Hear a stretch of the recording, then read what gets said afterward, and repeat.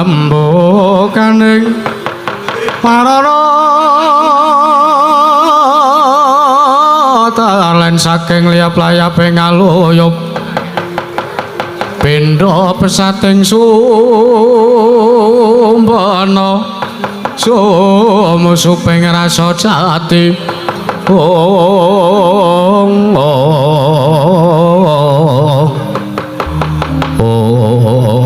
tan kamu semanjung sanggan sangarup kena gantung capu nenggih Sang Prabu Pinten Manik Mandaya nalindring peranggulan jagat nalika semanten melajar kapiyandhem mandhap saking pendhapi padukan Karang Kadempel ngawe Sang Yama Wadyabala nalika semanten ingkang mapak Sang Prabu Pinten Manik Mandaya Sang Begawan Durna pating bleber pating jaka bayu bleber ring daratan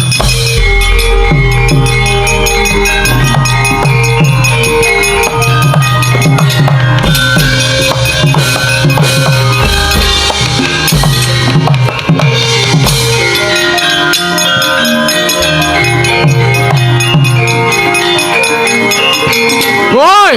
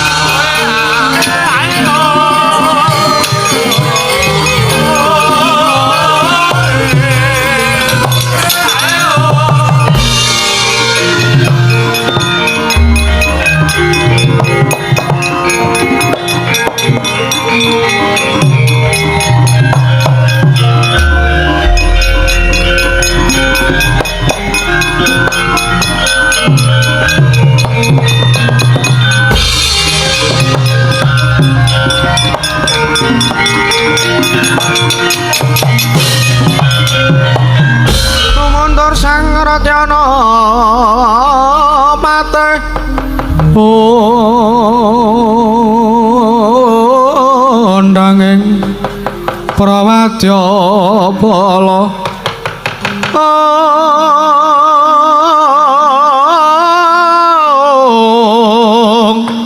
kok sur tambur miyang suling pepandhen talutak mewah bandera kakandha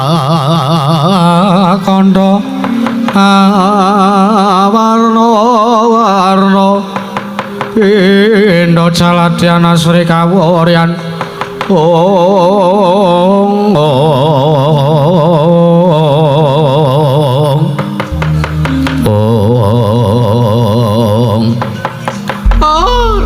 lole astaka swala sila pratapa sumarante hawala kamanaga kula kaprikantil bututing selikur Angna Prabu Pinten Manik Mandaya. Oh, wektu dina iki kowe medhun saka pendhapa pedukan Karang Kadempel lah kok nganti kaya mangkono kahananmu nggih Angna Prabu. Nuwun sewu purban. Wah, edan. Kagiat kadoro kasamanipun ingkang putra pun Pinten Manik Mandaya. Wondene anggen kula minggah wonten ing pendhapi pedukan Karang Kadempel sampun kasil pinanggih kaliyan Semar Badranaya. Malah nalika semanten kula ugi sampun matur napa wigatosipun ugi nyariosaken lampahan inggih menika pawadanipun negari kula ing Ketaman Pagebluk. Wah, mangko rak sansane iki nggonmu tak utus supayane suwana ning Karang Kadempel ki supayane mung mateni kelawan Semar Badranaya. Dimen Pandhawa supaya ringkih. Banjur kepiye kabul kawusanane? Nuwun sewu purban. Nalika semanten kula sampun kasil sak pejagong sak pirembagan kali Semar Badranaya. Kula badhe ngrutu paripeksa kaliyan pun Semar Badranaya dumadakan bapak nglayoni jujulan usuli anake Semar sing matane amba. Oh, Bagong. Ha iki. Bagong mboten narimaken awit patrapipun ingkang putra pun Pinten Manik Mandaya. nalika semanten piyambakipun duka-duka nesu-nesu malah piyambakipun menika nyebut asmanipun Raden Gatotkaca. Raden Gatotkaca nglarak ingkang putra ngantos kula dawah kalenggak kados mekaten. Pramila praptanipun ingkang putra pun pinten Manik Mandaya nglarapaken Sanjaya Wadyabala menika kula suwun sedaya kemawan Wadyabala saking negaring Maranggulan Jagat supados angebyuki Bathang Sayuta ing Pedukuhan Karang Kadempel. Sampun ngantos ing sak manggakenipun Semar Batra badhe mbangun desa Kalaman Bomodohan.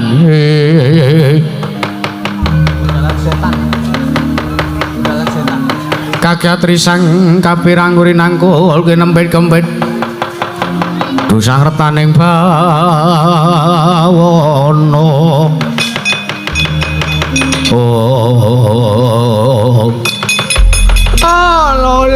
Lole ora ngira babar wisan jebul Semar Badrana ya mung bakal miwiti mbangun desa nata negara ya. Semar aku wis ngerti apa kang dadi panjang kamu. Oh, yen to mangkono nggih anak Prabu. Banjur mangkate para Wadyabala besok kapan? Ora mboten ketang sambung apa colok lintang tumuli kula suwun. Supados mangkat bidal dina sakmenika Patih Jayanggara wonten timbalan sinuwun. Kepiyakna barisaning para Wadyabala Jem Setan Priprayangan kabeh wae aja ingkang cicir Patih Jayanggara. Wih, ning aten kula nyuwun pamit madal pasilat. Nata tata rakiting gelaring baris sang Jawara. Dedemitan bangsaning Jem Setan Priprayangan ngati-ati aja kaya bocah cilik Patih Jayanggara.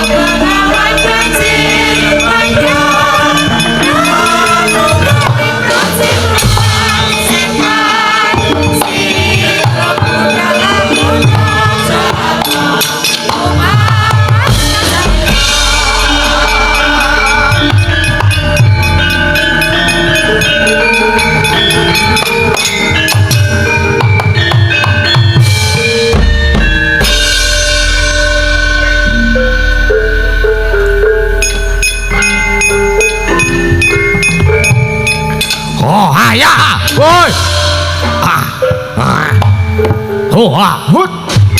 Oh ah ah. Oh. Oh ah. Oh. Oh. Ah ah ya. Oh. Oh.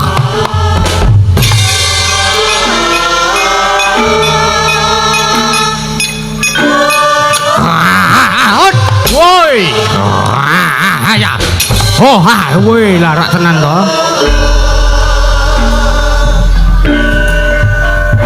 Hut. Oh ha. Oh ha. Hut. Oh. Hut. Oh ya. Oh ha. Hut. Ha.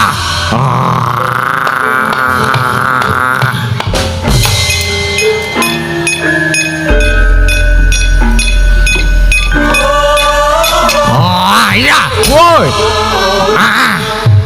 Ah. Hut. Oh. Hat.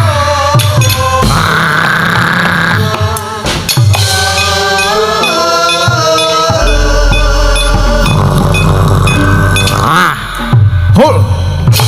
Hut.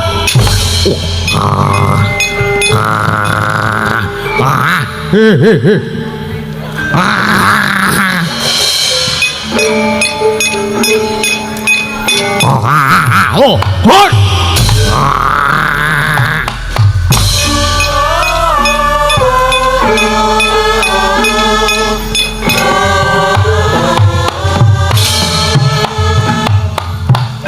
Wajah ngencenane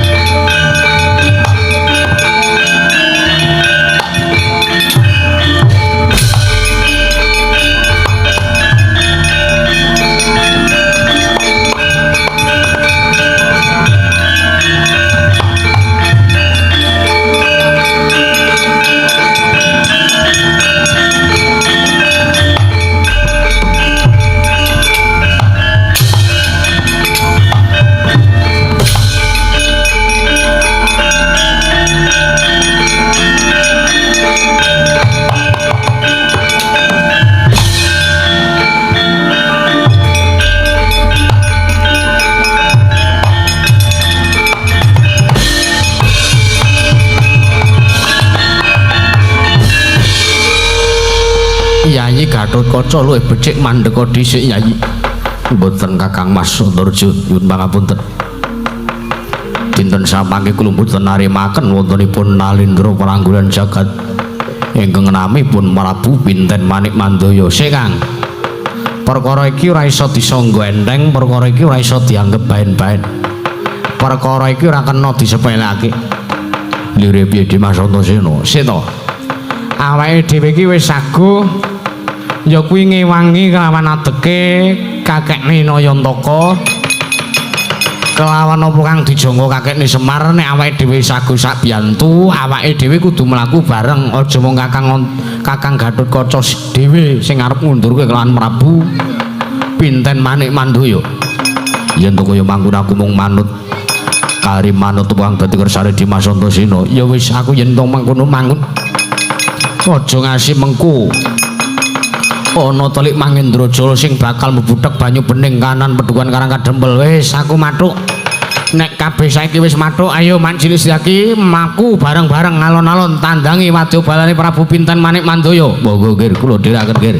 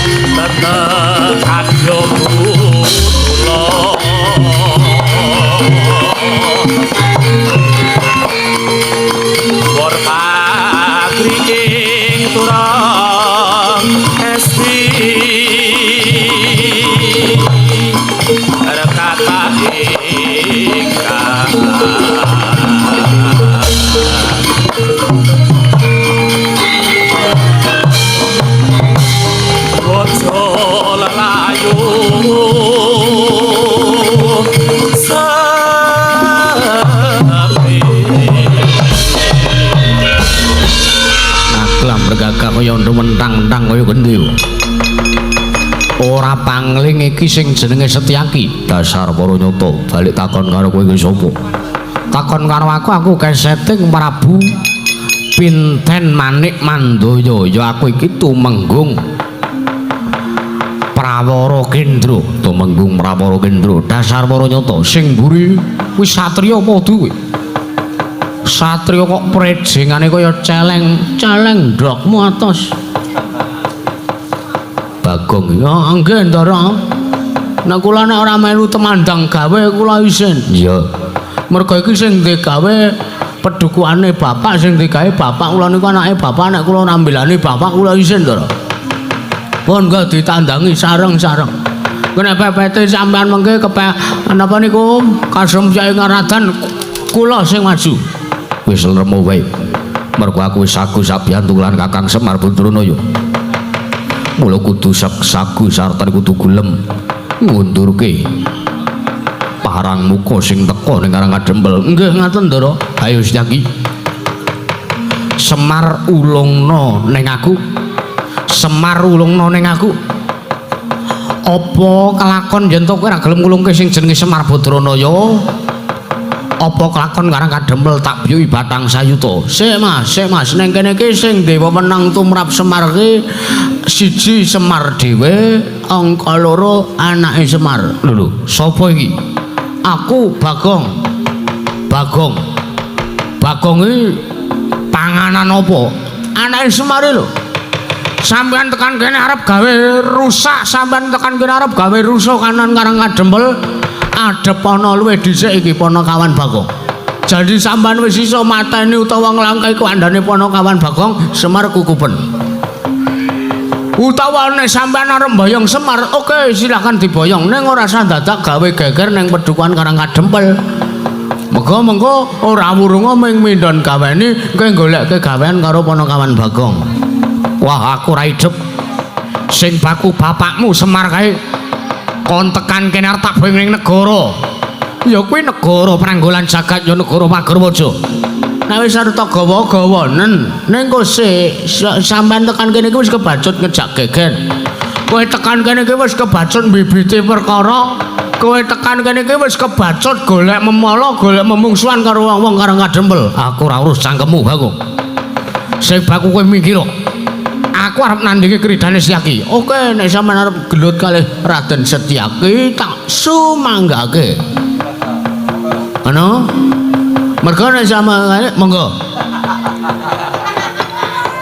Omongan kok diketok-ketok. Ah wis ora kesuwen kok ya nama. Mengko nek kula omong kesuwen monggo. Tumenggung Mrawara Kendra ora gelem minggat saka Pedukuhan Karang Kadempel. Apa kelakon tabrak ndung banding. Oh, ning kene margane matimu Setyaki. Yan langene ngalang ya nagar pantan muncar.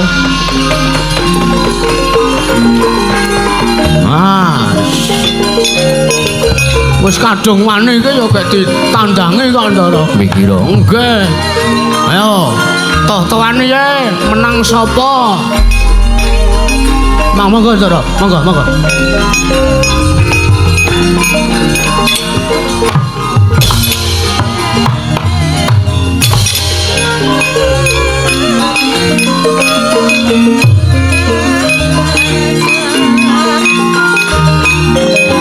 Jalma limpat seprapat jagat.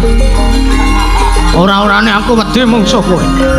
Kita saksikan pertandingan antara Wadyabala melawan Raden Setyaki.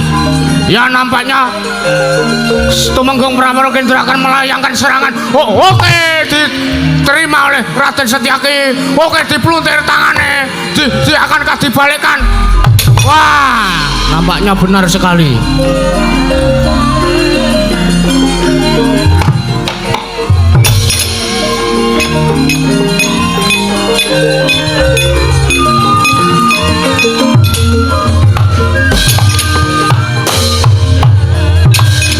Yo, apa mbok anggap aku wedi karo kowe Setyaki? Aku reti kondang kowe iki satriya pengpengan. Kowe mungsuh aku mati ning kene, maju rene.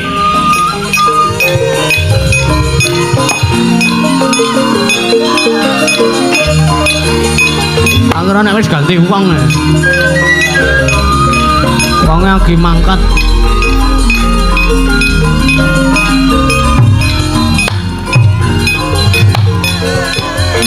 Ya nampaknya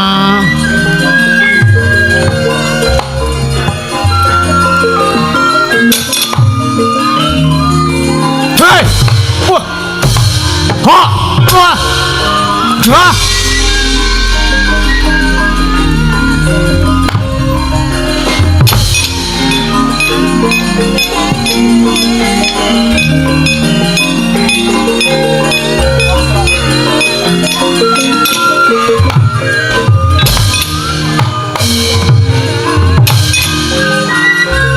Reno.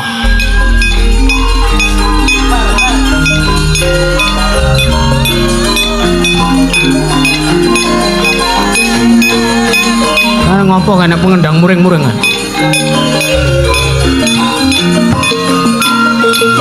Ah. Jar. Ayo, sandak kowe. Oh. Ha. Laran to. Kel. iki menungsane. Nek kowe iso gawe tatu kulit itu menggung Prawara Kendra sembah dlamamu 20 tahun barang.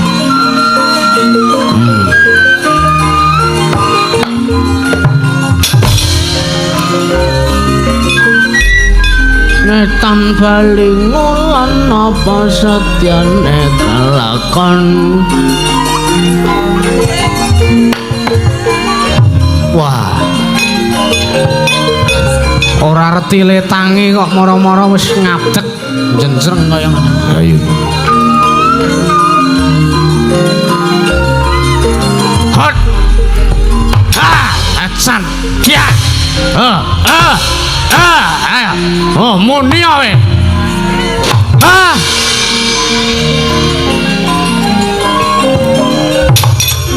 Saiki tak pestrekke kowe tiba Setyaki.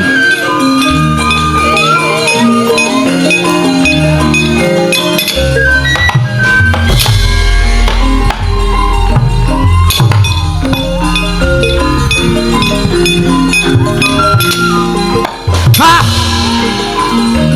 Mate. Kok ngene carane? Waduh. Oh, hut. Sandak sirah. Oh, oh, kok ora sida. Oh, ah, oh, ah, oh, ah, mati aku. Oh, oh, aduh, ah, oh, ah, ya, oh, ah, aduh. Bungo, ya nampaknya Raden Setyaki unggul.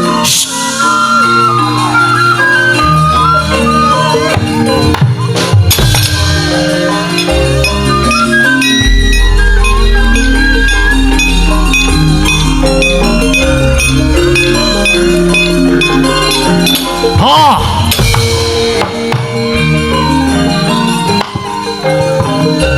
Aduh. Wah, puyeng.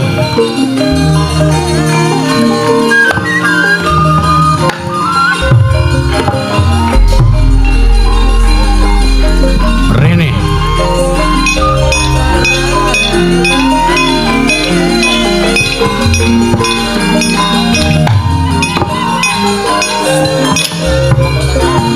Hah?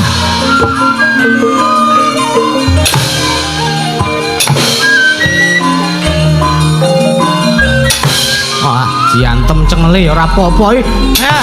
Piye iki menungsa apa iki? Jan-jane kok atos timen. Hah? Hah, duh, kudu menungsa. Aduh. Aduh. Ha. Hot. Oh. Wait. Oh, aduh, jebles kayak piye iki? Oh, wae. Oh, iyo. Aduh.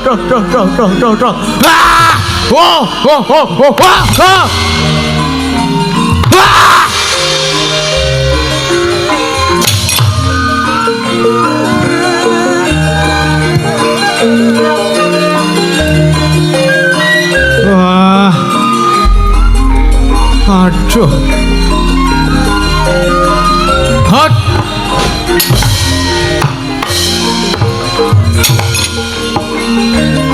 Rene. Sini. Wah, ketoke aku kaya wong lemah. Janjane nek wis gelem tangi, oh, monggo.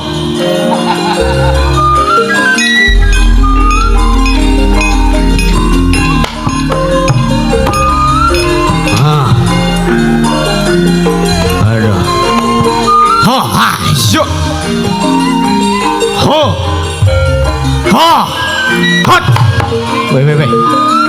Indro barang iki. Rene aku ya.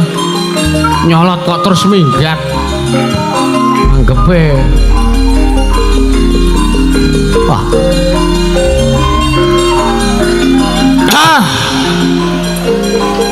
Wah.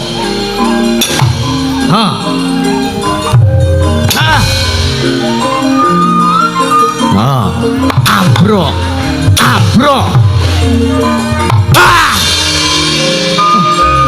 Subyur padamu. Aduh. Wah, piye yang ini? Hot. Hot. Hot. Sate pring. Tombak.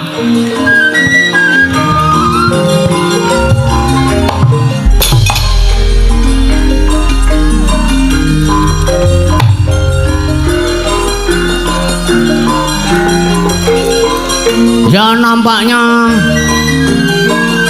Ndara Setyaki ditebak mundur. Apa yang harus dilakukan oleh tim operasional Cipuk Geto?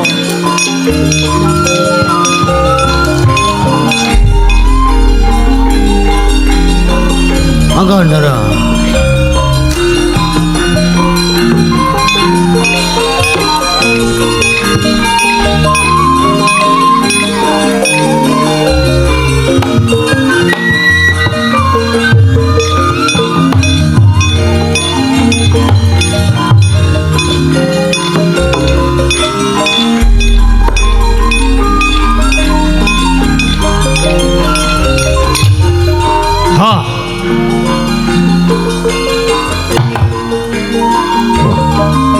Mengkilat godomu bar tinggu monggo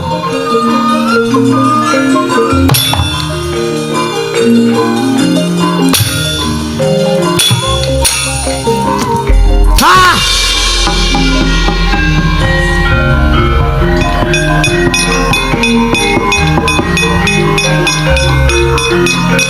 ha ha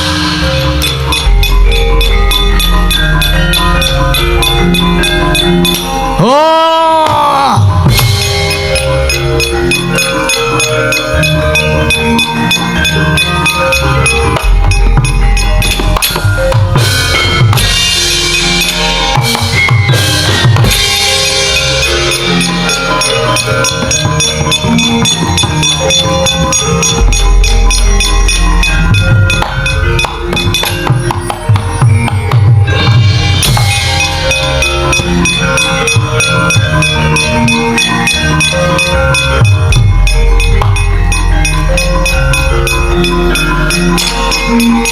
oh hot ha ha ha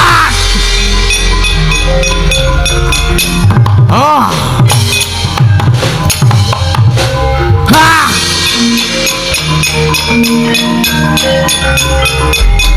wah wah wah ha aduh oh ah wah yo wah yo ha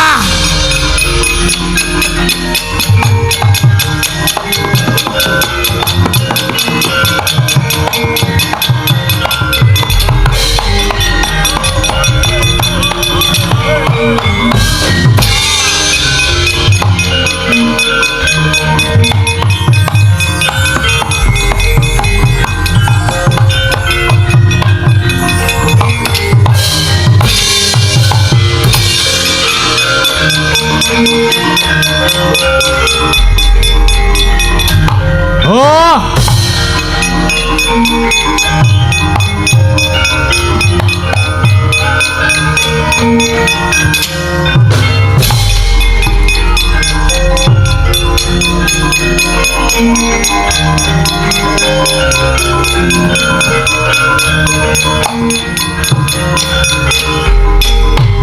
menungso sisik sapa we Raden Antareja kakangne sing mabur kae mau dasar para nyatayu kowe patih Prabu Pinten Manik Mandayaya aku patih Pinten Gusen ayo Antareja Semar mbok wenehke ora tak wenehke wis gemlundung si Raden Antareja pecah diadap ho ha wah wah hot dah ha waduh oh ha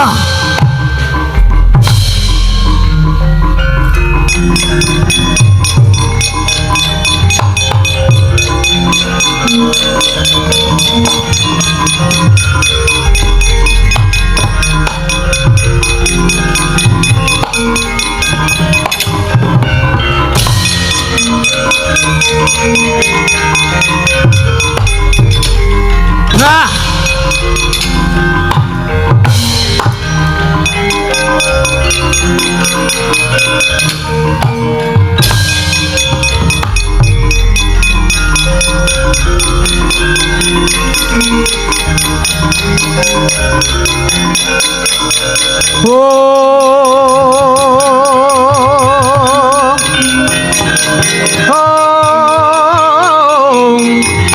Cumanggahang sumbar mawalindo bumi konsing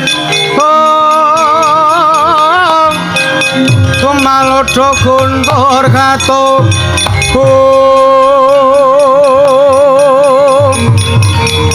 umup sancala nidi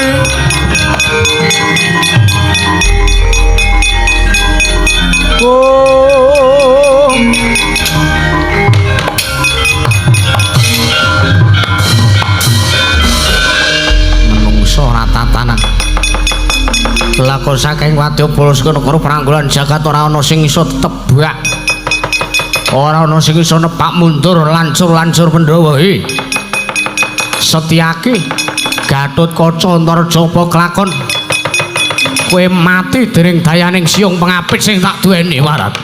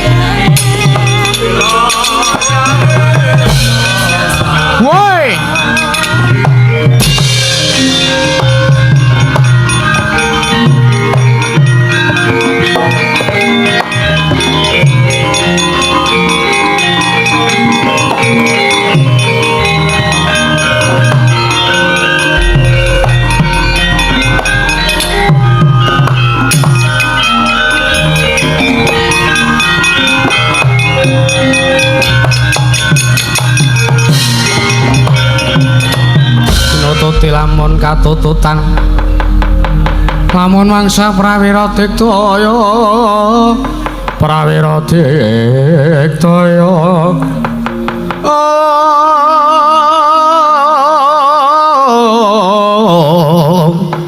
Ronanggana magawe kelarira wang menungsa ratatanan panes maning jajalanat iki sajak menungso sing wis wani ngobrak-abrik barisan saka negara Pranggolan jagat ayo Prabu Pinten Manik Mandaya aku sing nglarak kelawan diapurmu mau nalikane ing pendopo Karangkadempel yo aku ngerti kowe Raden Gatotkaca ning aja mbok anggap mung tekan semene kridane Prabu Pinten Manik Mandaya sebab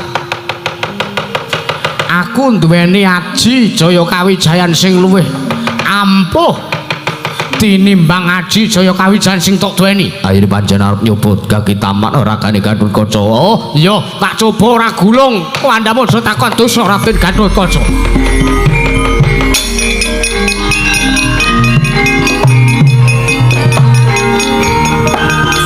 Oh.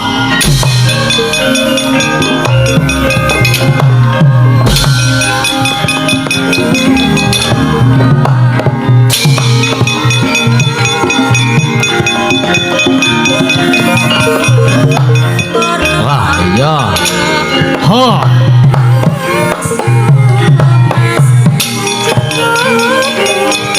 Menungso ratatan.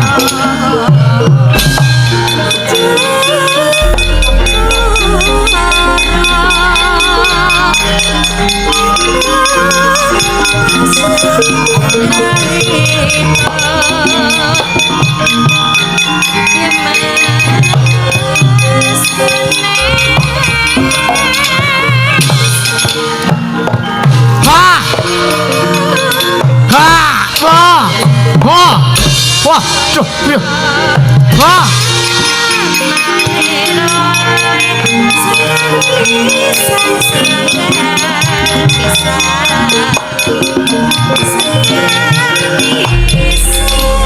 Ha.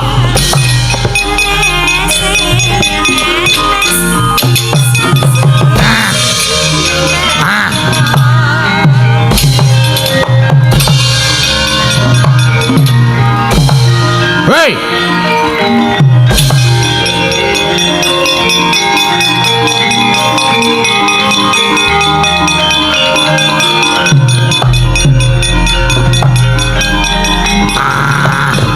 Oh. Ah. Ah. Right.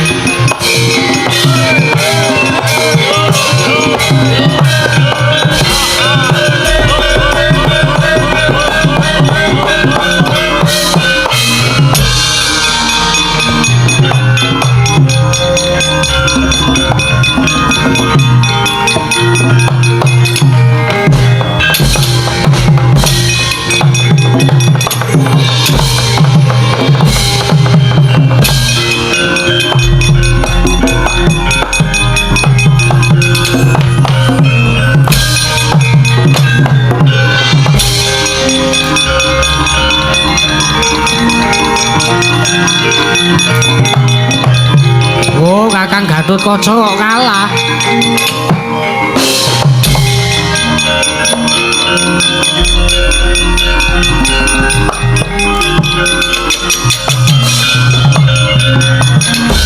Iki adine ora nrimake. Ayo.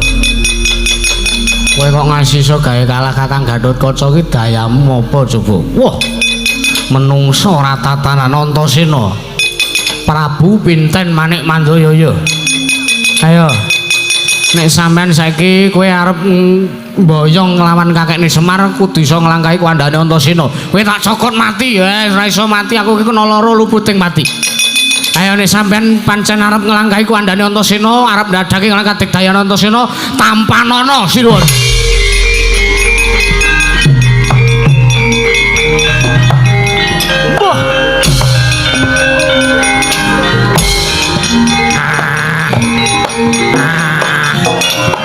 Wah, woi, wah, wah, wah. Ah, ngono ae nek ora. Kakang Gatotkaca kuwi jire ra.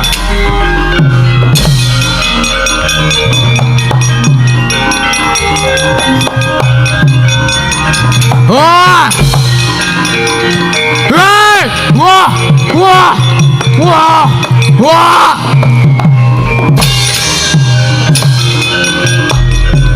Wah!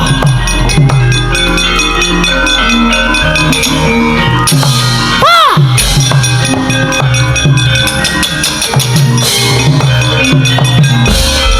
Waduh, Bapak Peneman, ketewasan Bapak Peneman.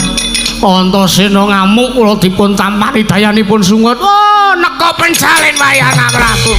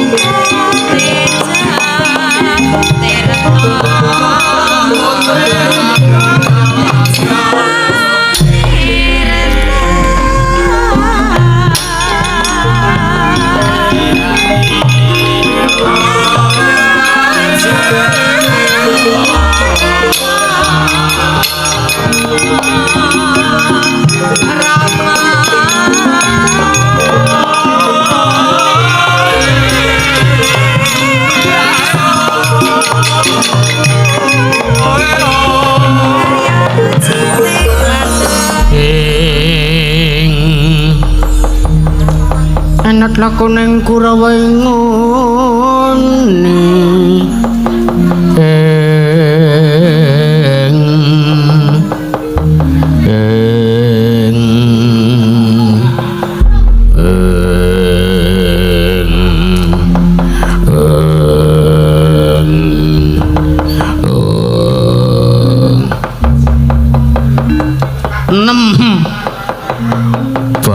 Edan tenan wacan Gong pripun Ndara wis sentrem kanan karang kadempel matur sembah nuwun sanget wajan kula malah pekewuh niku nek kaya ngeten iki carane wis to ora dadi ngopo ora sandirasa jigo perkewe kok perkewe nek ngantuk mbok sare ra kupingku rada angel Gong ora perkewe kok perkewe kaya dicethake ngono nek krungune Nyidam Sari monggo hubungane apa kok terus karo Nyidam Sari ora Bagong pripun Ndara ayo sowan Bapak Semar utawa Kakekne Semar nggih niki wau kula nggih pun diawe ning gandeng kanan wonten ing alun-alun utawa teng perempatan Kumbakarna liwat ha iya Kumbakarna Wisnu niki lho alon-alon mengke nek medak monggo Oke sengane kok kaya ngono ora lho Bagong ora wis ditenteni karo Kakekne Semar ya wis ki ayo kudu sowan mrono nggih niki mengke seraket dangon seraket dalon malah bapak malah mboten sida bangun desa nek kaya ngoten carane nek kesuwen niku lha iya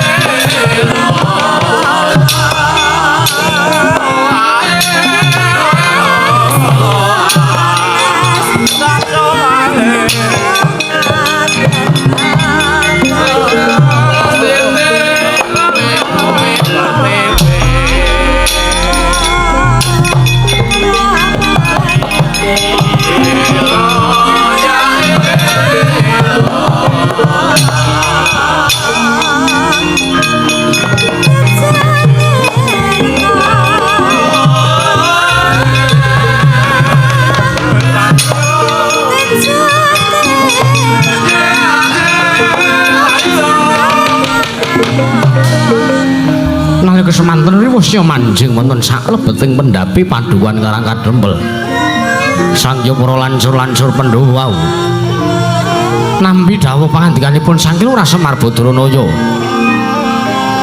bilih anggenya arsa amiwiti mbangun desa nata negara ngginakaken syarat sarana pusaka tigang negari pustaka jamus miyang jimat kalima sabda senjata cakra miwah wujuding Kyai Nenggala kagunganing Sang Prabu Baladewa nalika semanten ingkang bingung salebeting penggalih nenggih satur ing jangkar bumi ngawi Sangkila Ora Nala garing mapan wonten ing parepatan padukan ing Karang Kadempel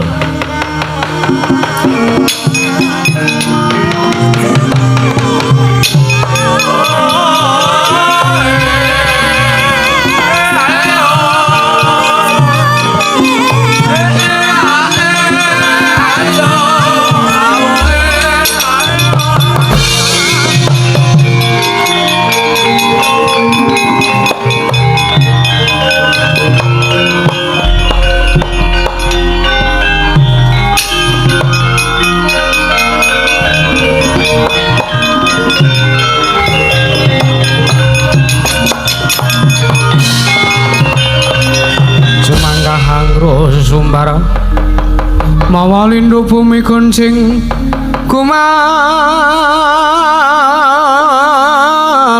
dokontor katok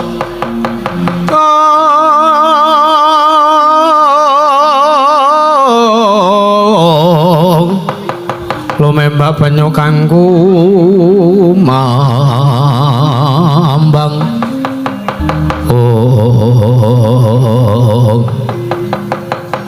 Nala Gareng.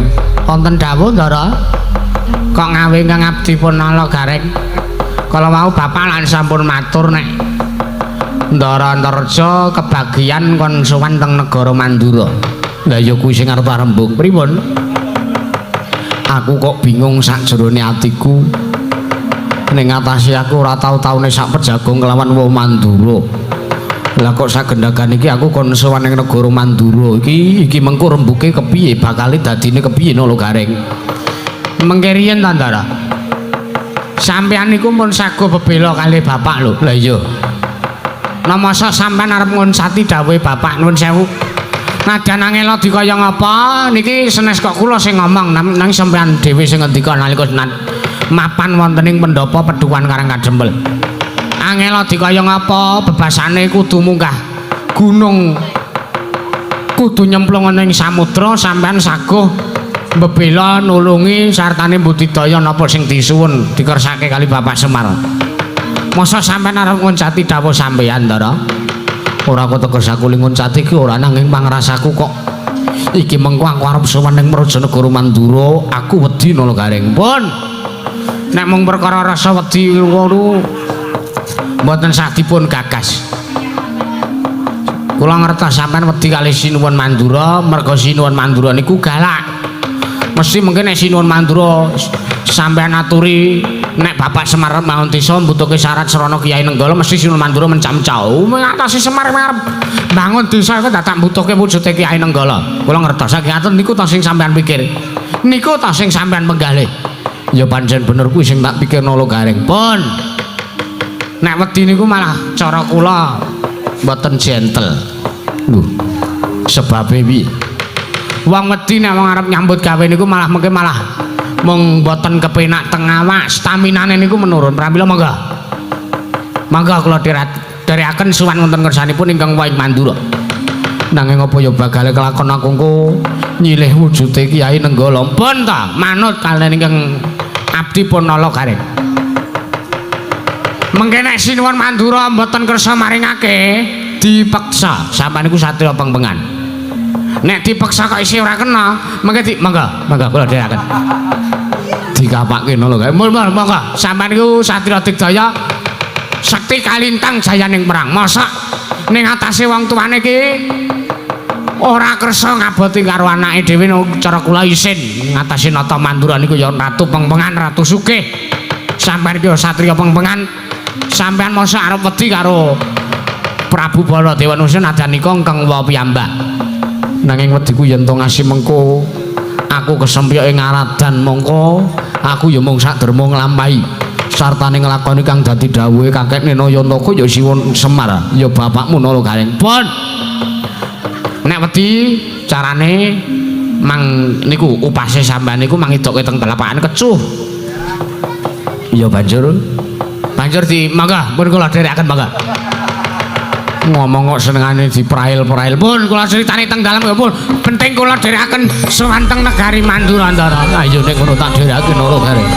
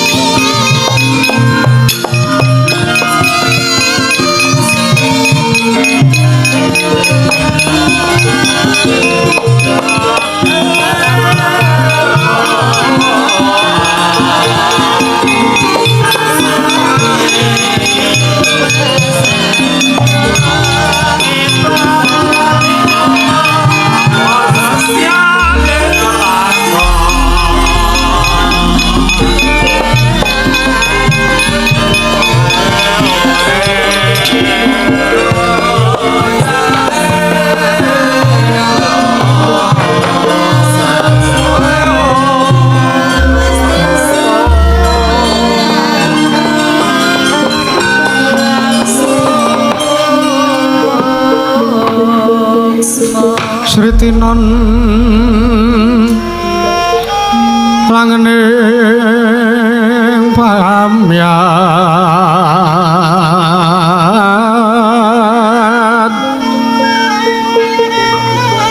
busana maneka warna maneka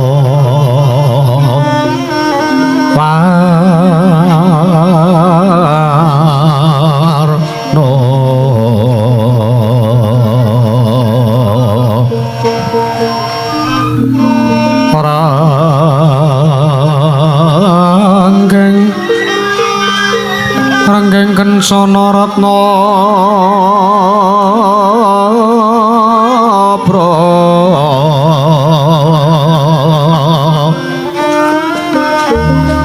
Bandera layu kumite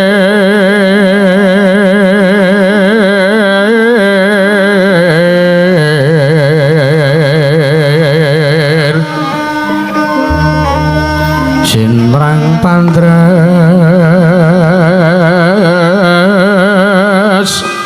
sing maruta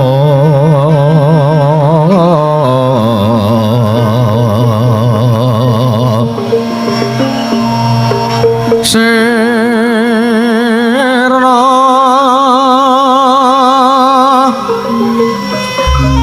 kumaraning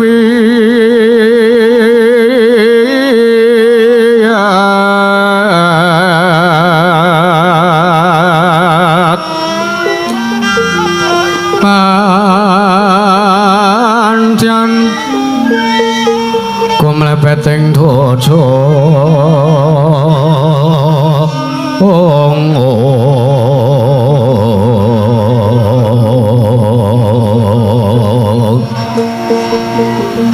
Suprasta kayu kangka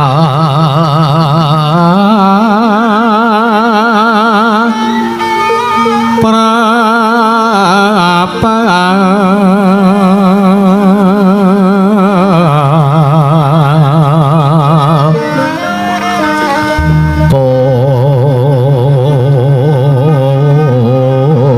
puspita anjreng bumi Oron mawar katyuping angin Ukil andar sumebar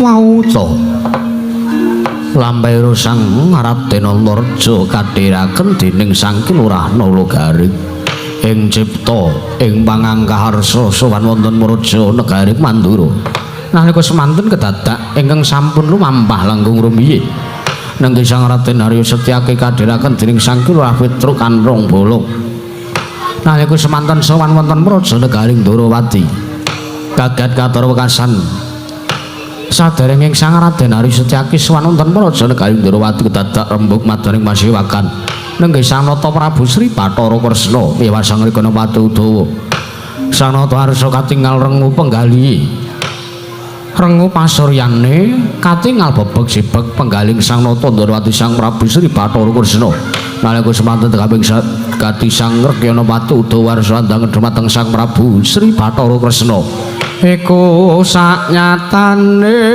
gendang seret winangun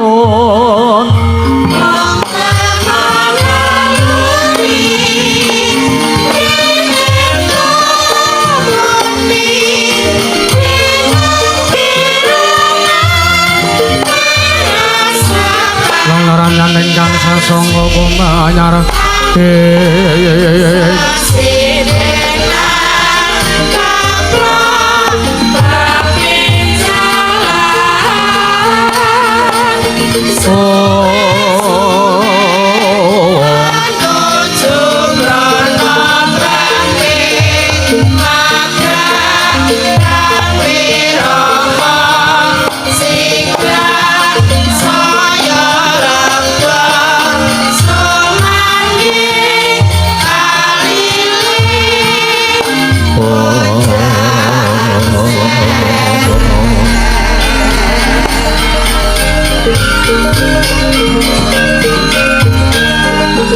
tatkala Narapa Kresna sang pinarcaya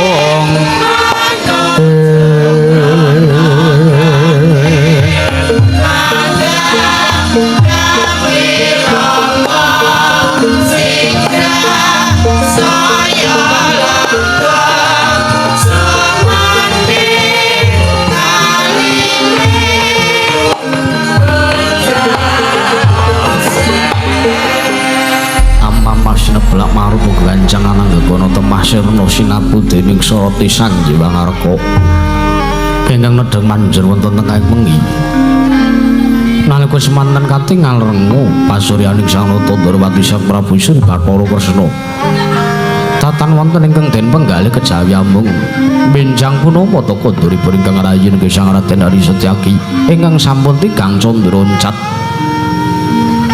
saking Raja Negaring Ndrawati temah katingal bingung penggaling Sang Rata tan nalika semanten nampi pasebanipun Sang Rekyana Patih Udawa ndadosaken kanyet pinangka warju penggaling Sang Rekyana Patih Udawa arsa andangu dhumateng Nata Ndrawati Sang Prabu Sri Bathara Kresna nalika semanten dateng pangluwi cemantiku Sang Patih Udawa ingkang dereng kababaring lisan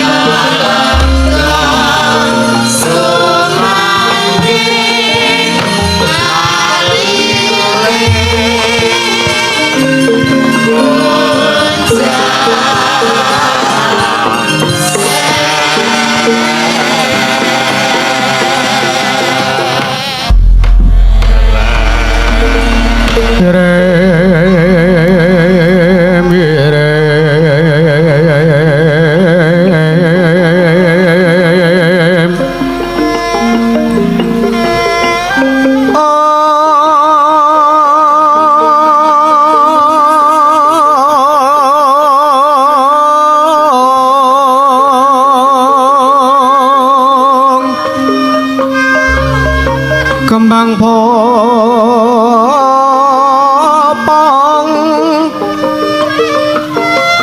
teratepang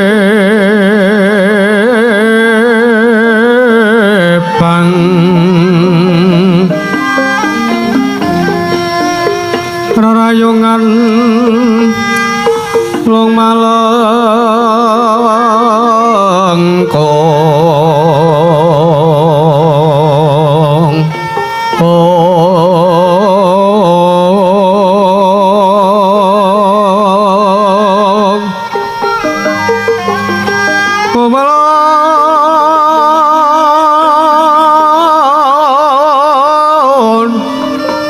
romambat wit kambil gading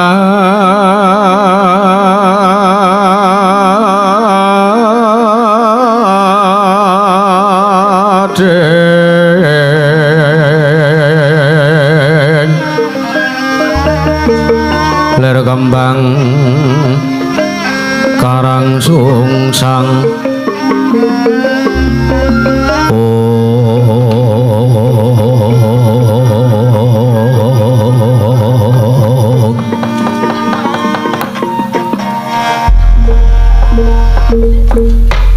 supana mangabdi nuwi ana sasmentaning sun jagat wasisaning Bathara Bawana langgeng sinunggi datanawrat ora mengko dhisik Kakang Patih Udawa Kakang Patih anggon maniru ingsun wiji ndak timbali ana ngarsaning sun sak pejagong catur netra ora ana kawuling kang padha nyumurupi kalamen wektu dina iki panjenenganing sun sak pejagong kelawan sira Kakang Patih Udawa Kakang Resnengkara baunuk-nunuk niki namit pasang kali mantapi dinebena ing ilodri dumawing tawang tuwang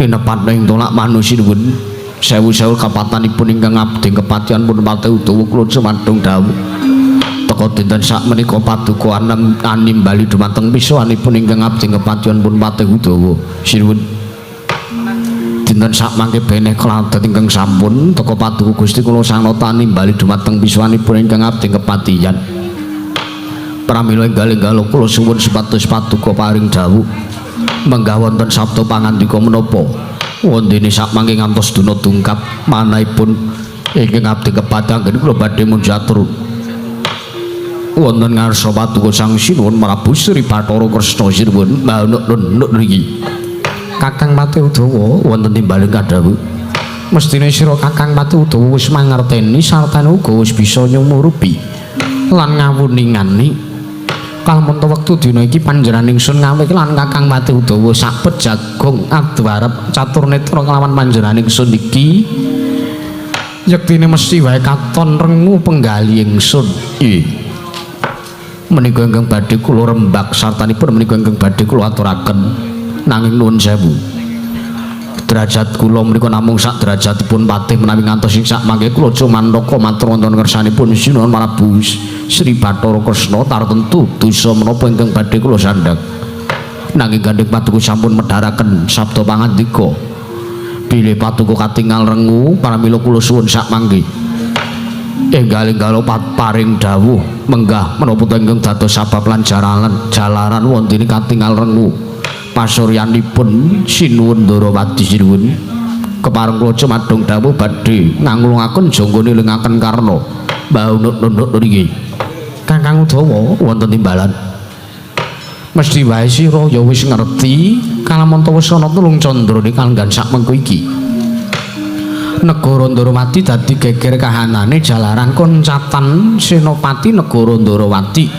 ora liya kejaba ya kuwi ya mung kadangku ing garba ruci ya kuwi Yayi Dimas Setyaki nganti sak mengko panjenengan ingsun bingung kudu menyang endi meneh nggonku bakal ngupadi kalawan si Setyaki jalaran tak goleki ana negara Ngamarta panjenengan ingsun ora bisa nemokake Setyaki sartane Setyaki ora lunggone negara Ngamarta nganti rikala semana ndak rewangi sowan prapta ning negara Ngastina wondene panjenengan ingsun uga ora bisa nemokake trontong-trontong sleng pepadang anane Setyaki ning negara Ngastina Kakang Udawa mula wektu dina iki gandeng wis ndak rasa jibeg babak penggali nata Ndarawati arep tekan besok kapan nggone Setyaki ngoncati marang kewajibane arep tekan besok kapan nggone Setyaki nilar marang Prajanegara Ndarawati Kakang Patih Udawa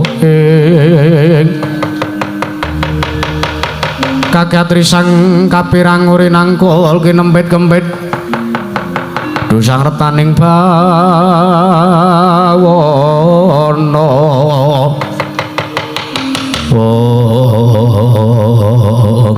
waduh sinuwun kula ya mapunten sewu-sewu patanipun ingkang abdi kepatihan kula tandhawadana kula piyambak ugi badhe menggalih babagan menika nanging amunipun derajat kula menika namung patih tartentu kunanggen kula badhe matur menika tansah duna dungkap wonten salebeting ingkang abdi kepatihan lah sak menika kados pundi kula kantun nderek kersanipun Sinuwun Prabu Sri Bathara Kresna menapa dinten sak menika kula badhe kakanthi bidhal ngupadi Yayi Setyaki nggih Yayi Mas Setyaki ing garba ruci wonten pundi durungipun sak mangke kula saged nderekaken sinuwun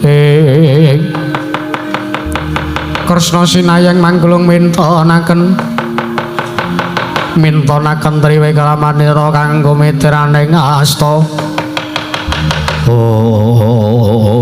Kakang Udawa wonten dawuh Wektu dina iki ora sandadak perlu golek kelaman ana ngendi Dulung Setyaki. Iki keparengipun merga kae sawangen. Sawangen ora pangling sing mraptani kedaton negara Ndarawati ora liya karang Setyaki to Kakang Udawa. Waduh syukur binagi sewu sinuwun.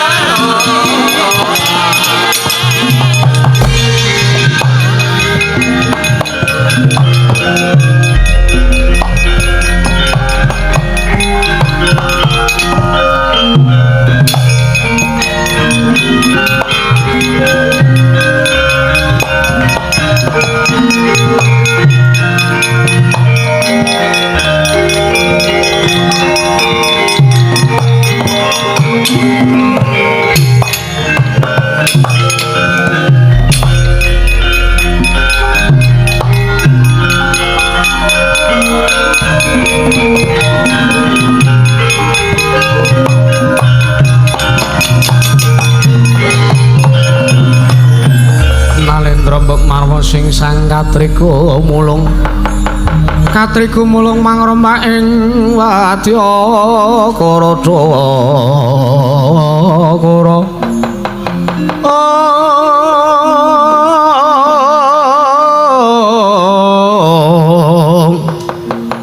Karadakara rek kakire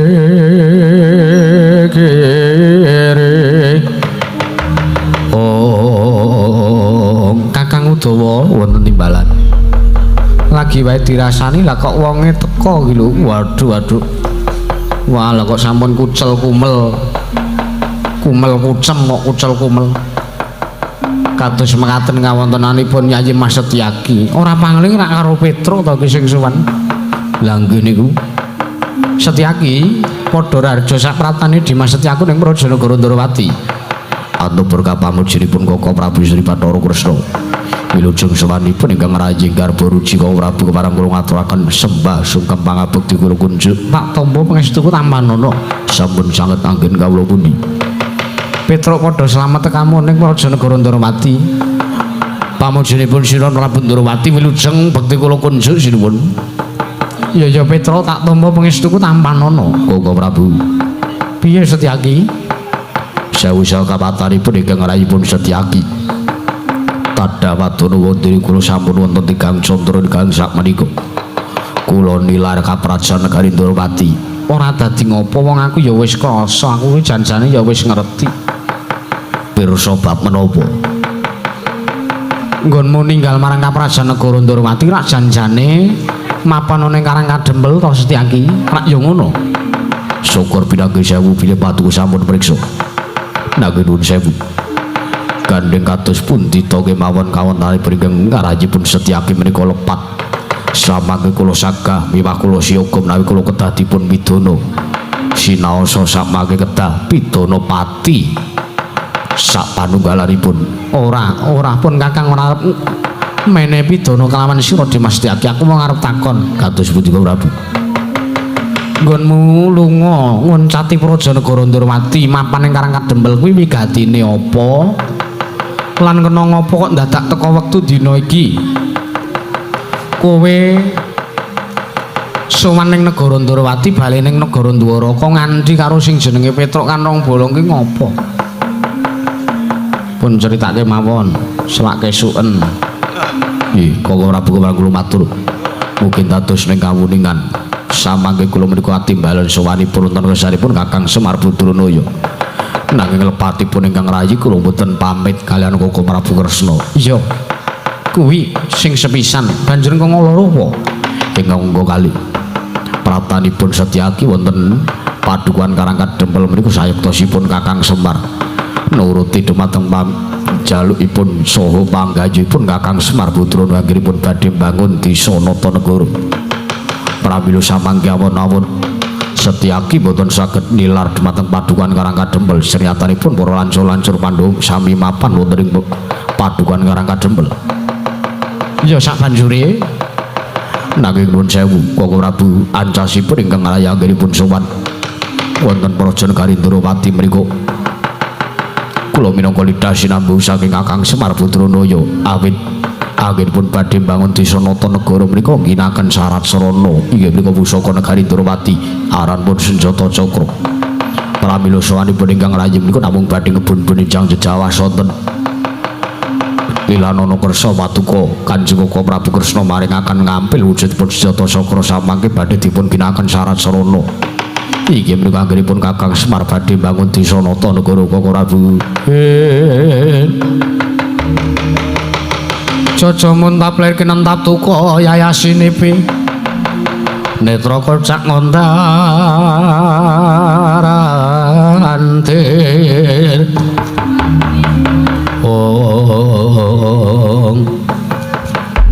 jagat Dewa Brana jagat pangestu wara Setyaki wonten timbalan. Petruk kowe mundur-mundur ngopo? Mboten. Kowe mundur ngopo tak takon mangsuran. Ayo. Kowe leh mulungguh mundur ngopo? Mboten, monggo, pun monggo. Petruk mundur ngopo? Pun kula wedi kok monggo. Engko nek ngetokke cakra duka sampean ke le kesah saking Praja Negara Ndrawati nglimpekke ora pamit kok senengane kok Setyaki. Wonten dawuh. Kaget rasane ngatiku bareng kowe matur yen to Kakang Semar arep mbangun desa Natanagara mongko nggunakake syarat serana ya kuwi wujude Senjata Cakra. Setyaki wonten dawuh Destonti mening atase Kakang Semar ki derajating batur ming arep mbangun desa Natanagara wae kok kowe rak mung gegayuhane Kakang Semar dhewe ndadak nimbali karo kowe iki. Apa sing nggo Kakang Semar ki wong sing ora ngerteni marang kahanan, ora ngilu marang derajate, ora ngilu marang gicoke. Setyaki yen ngono carane sepisan panjenengane sun duka kalawan Siadi merga lu ngamung nglimpekke Praja Negara Ndrawati. Ping pindhone lu ngamung nglimpekke Praja Negara Ndrawati mbasan bali kok kowe malah belani karo Kakang Semar Badranaya. Aku ora arep maringake Senjata Cakra Setyaki.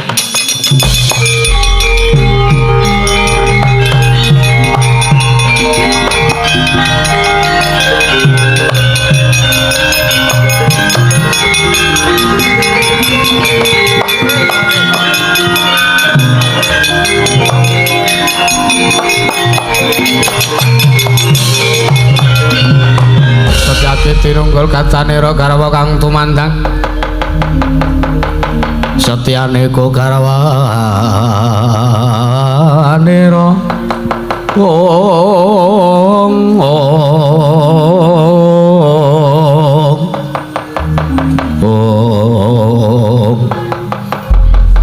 panus maning jajalanan sukertaning bawune iblis lanat.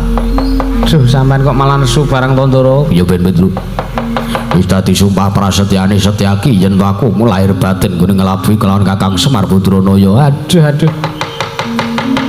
Kowe sajarepane karo Natandrawati ngono apa piye? Ih, Kok Prabu paripaksa kula kedawanten karo panjenengan. Sernyatanipun panjenengan menika nalindra utawi tiyang ingkang boten saged mangerteni dumateng labuhane Kakang Semar Badranaya. Sampeyan dimong wiwit cilik nganti gerang semene. Kakang Semar duwe gawe arep bangun desa Natanagara, sampeyan kok ora belani. Sampeyan ki ratu sing ora ngerti labuhan. Setyaki mati dening aku. Aduh.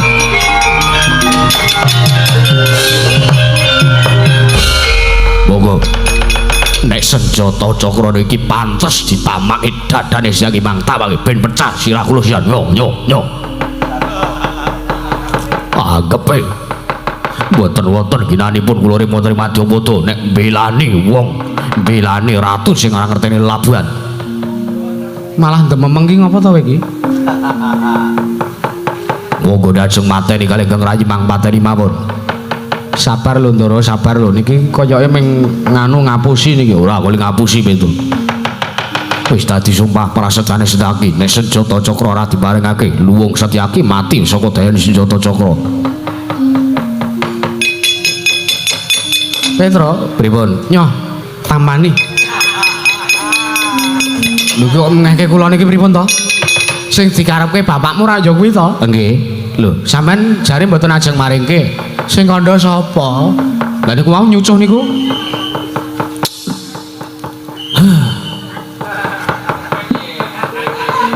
Ngopo to kowe iki? Marah to? Marah. Ora ngene lho Setyaki, Kakang Semar ki ming aku ki ming njaluk karo Kakang Semar mbok yo nek arep duwe gawe mbangun desa Natanagara lan sak piturute iki mbok yo nimbali aku langsung ora usah dadak nimbali karo kowe. Nek ngaten iki diparingke. Kuwi lho sakake Petro kek gawanen ngono. Anggo bali. Ko Prabu. Piye? Ngaturaken panuwun Bebidan. Ora wurung kowe menjowe ngaturke panuwun kelawan aku. Setyaki boten dawuh.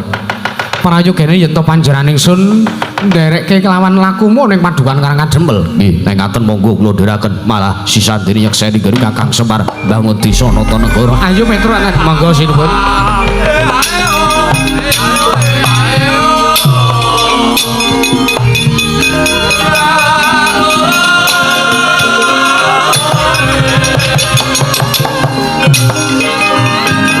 Malah kon gawa kuwi piye to gawa dhewe kok seneng.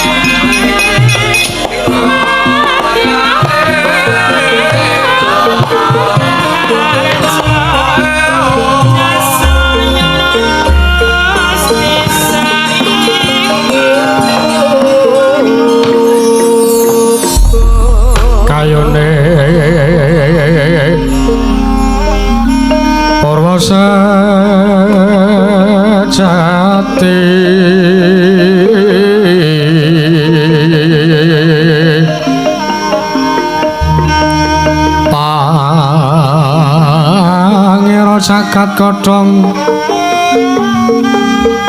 kinarya rumambe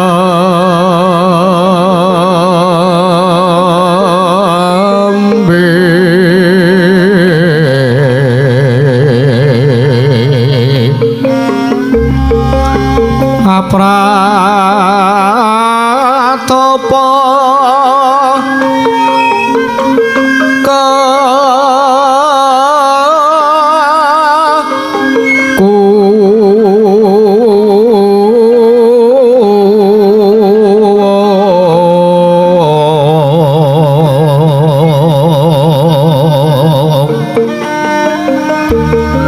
kembang lintang salaka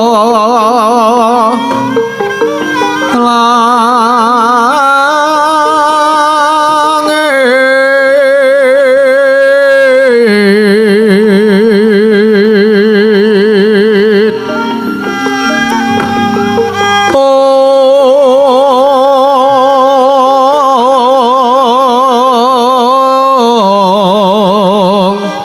Wah Surya lanteng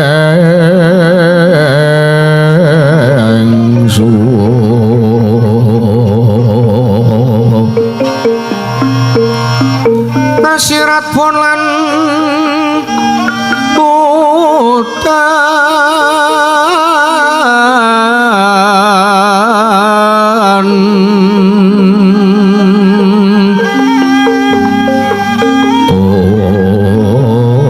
puncak angkasa bumi bengkah pratiwi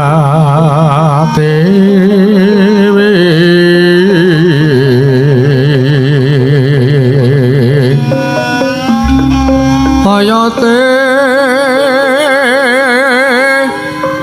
bayu bajra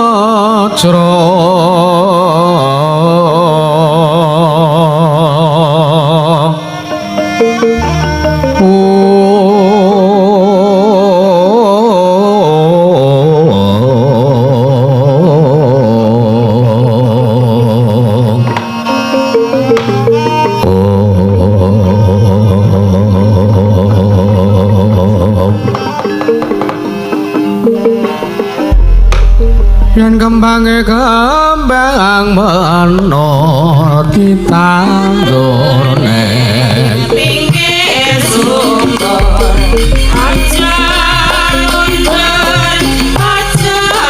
mundur gaya